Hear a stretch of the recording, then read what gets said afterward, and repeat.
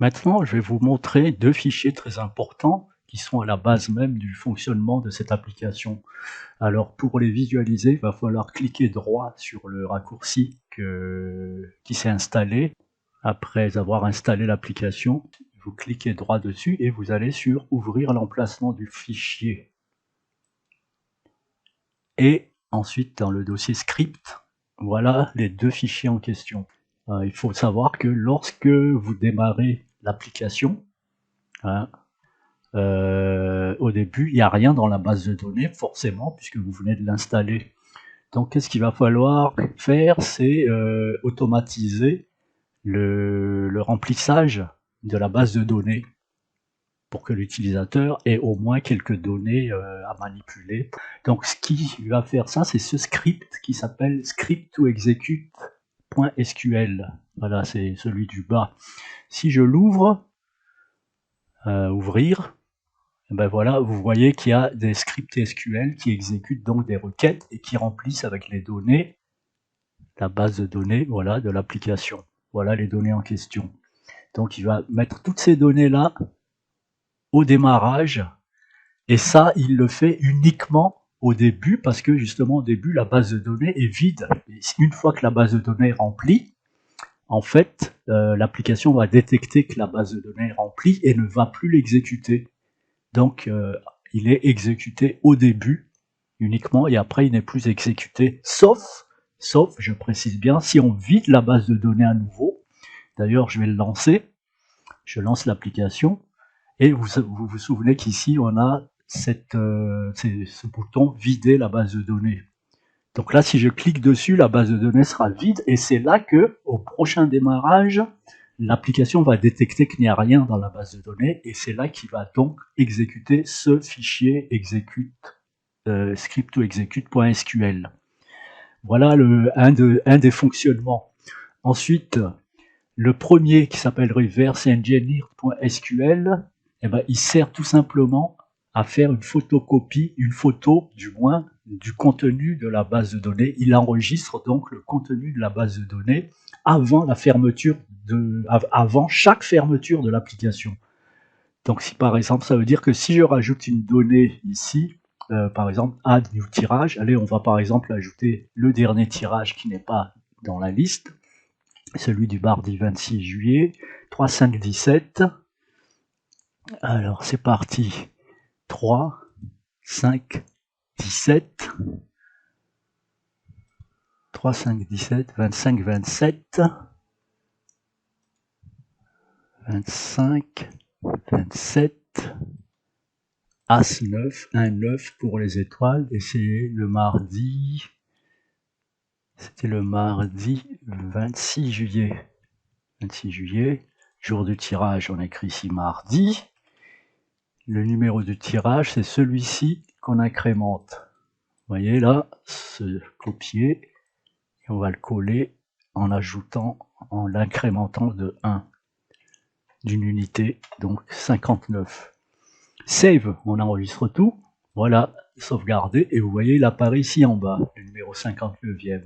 3, 5, 17, si je l'ouvre, c'est bien celui-là, bien identique à 3, 5, 17, 25, 27, 1, 9, 26 juillet 2022. Voilà, donc si je rajoute un comme ça, eh ben, si je ferme, vous allez voir qu'il va s'ajouter donc dans ce fichier reverse-engineer.sql. Ce script est rempli à la fermeture. Donc fermeture ici, c'est-à-dire quoi? Je clique sur la croix, là je ferme l'application et c'est à ce moment-là qu'il le met à jour, ce reverse-engineer.sql. Donc là je l'ouvre et vous allez voir effectivement, j'ouvre à nouveau et voilà. Voilà, il l'a rempli avec les données. Et vous allez voir que effectivement ici à la fin il a rajouté celui que j'avais mis en dernier. Voilà, il est là. Voilà, donc celui-là, c'est une photo du contenu de la base de données juste avant la fermeture. Par contre, celui-ci, il est exécuté que si la base de données est vide. Et d'ailleurs, vous verrez que du coup, là, le dernier, il n'y est pas. Et il faut toujours faire en sorte que ce fichier soit en synchronisation avec le premier. Donc les deux doivent être synchronisés. J'entends par là que les données présentes dans l'un doivent aussi être présentes dans l'autre. Donc ça veut dire quoi? Je vais copier celui qui manque. Il se trouve ici à la fin. Tac.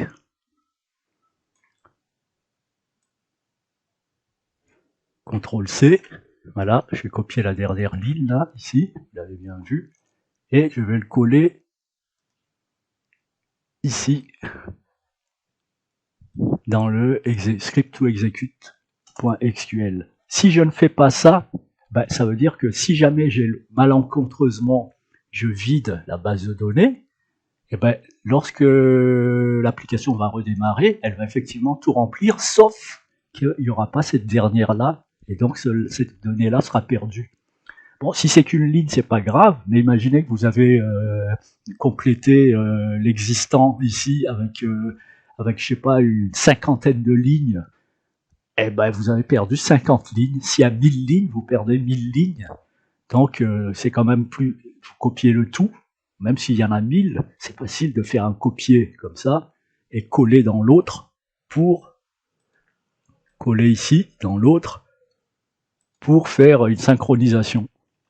Là, je fais Z, c'était pour juste montrer. Et attention, une chose importante, c'est que le point virgule ne doit être présent qu'à la dernière ligne. Les autres sont des virgules. Parce que le point virgule veut dire fin de la requête, et donc ce qui est après le point virgule ne sera pas exécuté. Ça, c'est très important. Ensuite, vous faites enregistrer. Voilà. Et si vous redémarrez l'application, normalement, ben, tout est pris. D'ailleurs, je vais vous montrer, si par exemple je vide maintenant tout, oui, vider, et que je ferme et que je redémarre l'application, et bien vous allez voir qu'il va exécuter les scripts, puisque la base de données est vide, mais il va l'exécuter 7 fois en prenant en compte de la dernière ligne que j'ai synchronisée. Voilà. Elle est bien là. Elle est présente. Et si j'avais omis donc de recopier cette ligne, eh bien, bah, elle serait perdue, donc absente. Donc voilà à quoi servent ces deux fichiers qui sont vraiment importants dans le fonctionnement de l'application. Un autre petit point, vous avez dû vous rendre compte que lors de mes explications précédentes sur toutes les fonctionnalités existantes, vous avez dû constater qu'il y a certains boutons qui n'ont pas été commentés et que je n'ai pas utilisés d'ailleurs. Pour être clair, je vais vous montrer exactement pour que vous vous en rendez mieux compte. Là, je vois celui-ci, notamment dans cette fenêtre. En ce qui concerne celui-ci, comparer, ça, je vous l'ai montré, donc ça, il n'y a pas de souci. Mais cette deuxième fenêtre qui s'ouvre, vous voyez comment elle est complexe. Je vous ai juste montré le one common, two common, three common, four common, etc. Ici, forcément, c'est les étoiles, vous avez deviné. Ça, save info format martingale, c'est la même fonction qu'ici, c'est-à-dire vous allez remplir comme on l'avait fait ici, sauf qu'ici c'est automatisé, alors que là c'est à l'unité. Au fur et à mesure que vous ajoutez une combinaison, et ben, cette fonctionnalité-là, en appuyant ici Save Info for Martingale, va ajouter les singularités relatives à cette dernière combinaison ajoutée. Donc ça sert à ça, Save Info for Martingale. Ici, le fameux Show Reduction of this current list, ça, vous avez vu que je voulais pas expliquer. Ici, valeur ID, ça non plus. Autosave info for, c'est le même que autosave info for ici. Autosave, ça c'est une sauvegarde automatique des infos de la martingale. Mais c'est pareil, je ne vous ai pas expliqué ni donné d'indices sur la façon de l'utiliser, de l'exploiter. Et ici, en haut, pareil, si vous regardez, il y a marqué True Matching. On l'a toujours laissé sur True Matching. Mais vous allez vous rendre compte qu'ici, on peut le mettre soit sur signal plus 2 au lieu de true matching, on peut aussi le mettre sur plus 1, signal moins 1, signal moins 2, signal moins 3, signal moins 4. Donc ça fait combien 1, 2, 3, 4, 5, 6, 7, 8, 9, une dizaine de fonctionnalités au total que je ne vous ai pas expliquées. Alors vous vous posez bien la question, pourquoi? Est-ce que je vous fais des cachotteries? Oui et non. Oui, parce que comme je vous ai dit, il faut quand même acheter la version payante. Vous allez deviner que tout ça, vous devinez que tout ça, en fait, c'est des fonctionnalités qui servent à la fameuse prédiction dont je vous ai parlé, la prédiction de à quel moment vont se produire les singularités. Donc c'est à ça que ça sert ces fonctionnalités que je vous ai pas divulguées, pardon. Ça sert à prédire à quel moment vont se produire n'importe quelle singularité. C'est-à-dire, vous allez prendre une singularité quelconque et grâce à ces fonctionnalités-là, vous allez pouvoir savoir à quel moment ils se produisent, donc à quel moment vous devez les jouer pour qu'ils soient gagnants. Voilà. Et ça, comme je vous l'ai dit, non, forcément, je ne peux pas vous l'expliquer dans la version gratuite, puisque c'est réservé à ceux qui ont la version payante. Donc, ce sera l'objet d'une explication strictement confidentielle et réservée aux clients ayant acheté la version payante de mon petit logiciel. Alors, chose importante à dire, c'est qu'il ne faut pas que vous pensiez que je ne suis pas là pour vous inciter à jouer beaucoup. C'est tout le contraire. Ma stratégie consiste à vous faire jouer le moins possible. Il y aura même des moments où vous ne serez même pas obligé de jouer. C'est vous qui le voyez. Vous attendez par exemple que la cagnotte soit grande, puisque quitte à gagner, autant que ce soit une grande somme. Hein.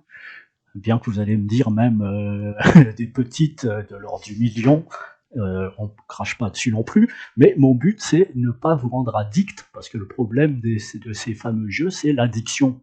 Donc pour ne pas tomber dedans, moi je vous dis d'office que le minimum, non seulement vous n'êtes pas obligé de jouer tout le temps, mais lorsque vous jouez une unique combinaison et ça suffit. Pas besoin d'en jouer plus. La stratégie consiste d'ailleurs à jouer peu et augmenter au plus ses chances de gagner. Donc c'est ça la stratégie.